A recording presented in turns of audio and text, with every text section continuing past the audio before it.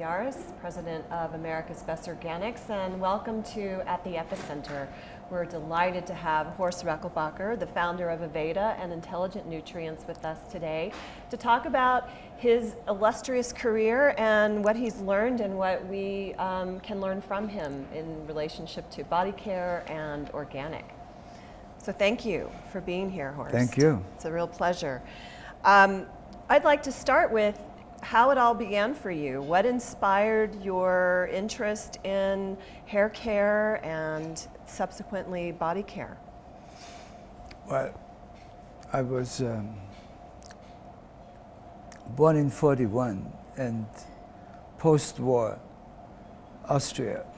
And so my mother was a herbalist. She worked in an apothecary.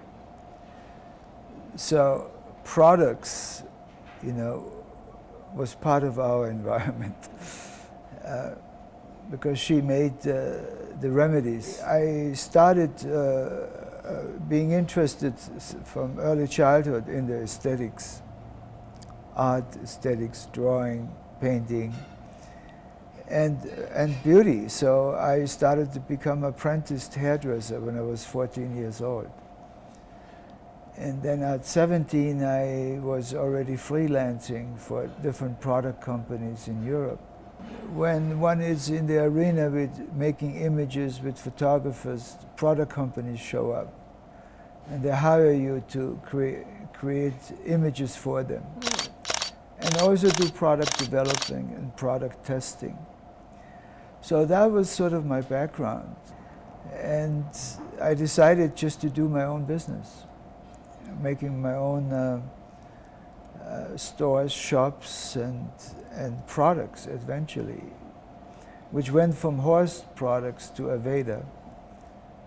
And then I sold Aveda to Estee Lauder, and then I started Intelligent Nutrients, which was already a sister company of Aveda in those days, which I didn't make a transaction in sales, so I kept it. And now sort of I'm reinventing, taking everything which I learned from the past, what to do and what should not be done, and what could be done different. And now I am, loud and clear convinced there is a path which we all need to practice, manufacturers, consumers, and it has to become globally because it has to do with sustainability. And it also has to do with healthcare because we are daily consuming those products through the skin, through the lips, through digestion, through inhalation, through many different pathways which we eliminate and assimilate chemical substances. So it is really, for me, it really has to do with avoiding cancer, because cancer is caused not just by cosmetics but by other consumer products. It's caused by lifestyle. There is a way which I think Mother Nature is sort of requesting for us to manifest, because we are living in a crisis. But the crisis is also the opportunity for new, which I call ecopreneurism. The process around organic and body care is not a very clarified from a regulatory standpoint. What are you encountering as you pursue your mission to create more sustainable and organic body care products? What are some of the things that you are noticing that you think are opportunities for change, as well as where you see yourself having an opportunity to be an influencer? Cosmetic is self-regulated. The FDA, which regulates for safety, food and drugs, don't consider cosmetics to be either food or a drug, which is outdated, because all the skin changes substances from Botox to topical Botox, those are all drugs, and they need to be regulated. And then if it's certified organic, then there are also foods. So we have chosen to make cosmetics out of food grade, and we're about 98% of all products we make are organic certified. But the consumer doesn't understand regulatory. The consumer sees the word organic, and the word organic is not regulated in cosmetics. So therefore it's still like the Wild West, anything can go. It's not good for us, but it's also confusing for the consumer. You've had this extraordinary journey with Aveda, and now with intelligent nutrients being this sort of next evolution in your pursuit for optimal body care products. What are some of the points of insight you would share with aspiring entrepreneurs who want to get into this work in the body care cosmetic space?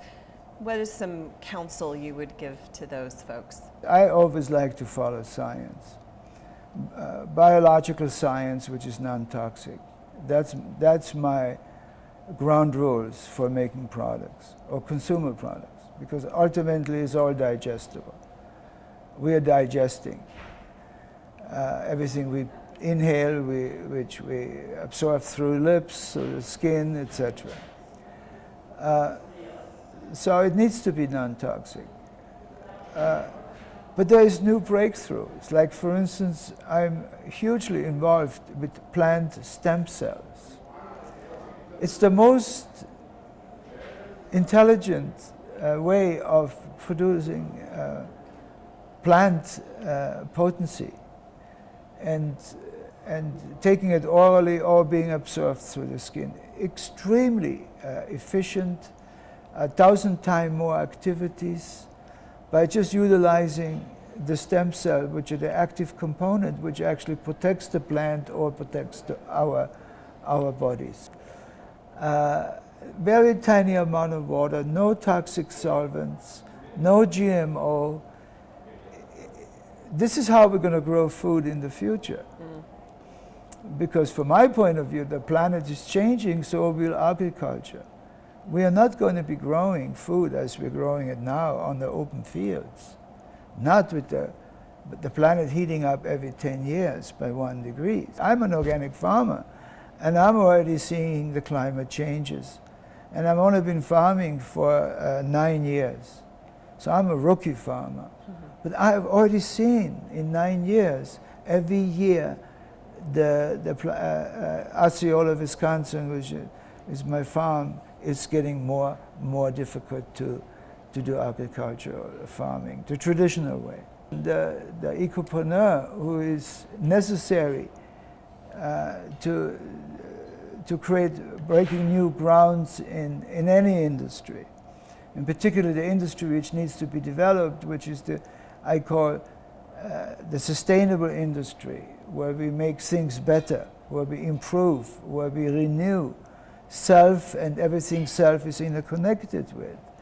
So it's the intelligence which we are, and we just need to bring consciousness to it and stability to consciousness so that we manifest it. And that's an art, and that's a science, and that's having the love for doing it. And the love doesn't come until you make it loud and clear that it is intelligent. And it is necessary that you and I need to do it. And then it becomes the mantra, and then it becomes the mission statement, and then it will grow if you surround with the intelligence, which is necessary, which creates then the circle of wholeness of intelligence to make it happen. And that's how we grow the business, and that's how we develop ourselves as individually. So, I always like to compare the body as a business, and so is everything else. It's the business of being. I like that, the business of being. Yeah. When you started Intelligent Nutrients, you mentioned that you began with a food orientation because of your non-compete with the Aveda. When you shifted and started creating your body care and facial care lines, what were some of the goals that you had to really innovate from Aveda, because Aveda was such a profound change in the cosmetic and body and beauty care world when it was introduced. Well, the main focus I had when I started Aveda, because I was studying in India Ayurvedic medicine. So Aveda is pretty much an outgrowth of that influence. The main difference we made was plant-derived aromatics, which was called aromatherapy in those days, and still called aromatherapy.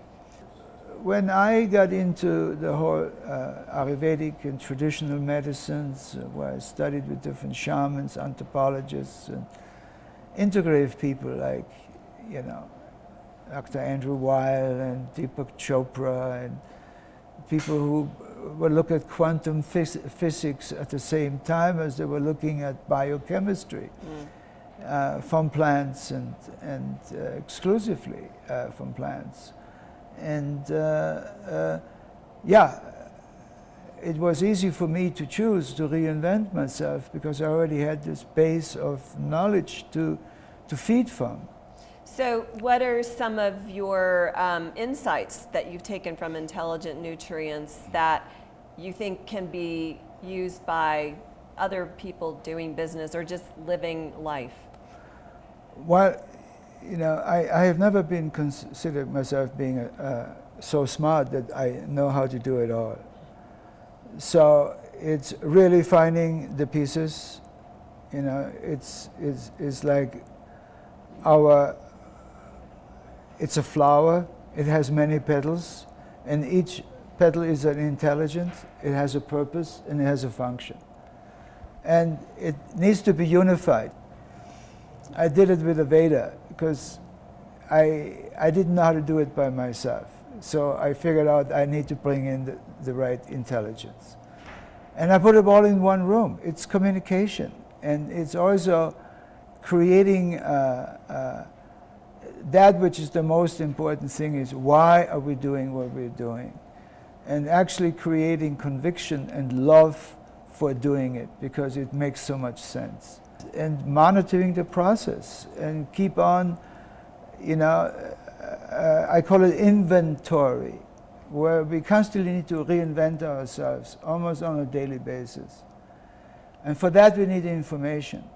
So if all entities which participate share information, then we know what are the crises and what are the opportunities to feed new intelligence, to make it new again. And that, to me, is in a nutshell how I conduct my business. I want to thank you, Horst Rechelbacher, for joining us at the Epicenter. Thank you. At the Epicenter is produced by America's Best Organics and Compass Natural, and is an opportunity to bring national thought leaders to our community here in Boulder, Colorado.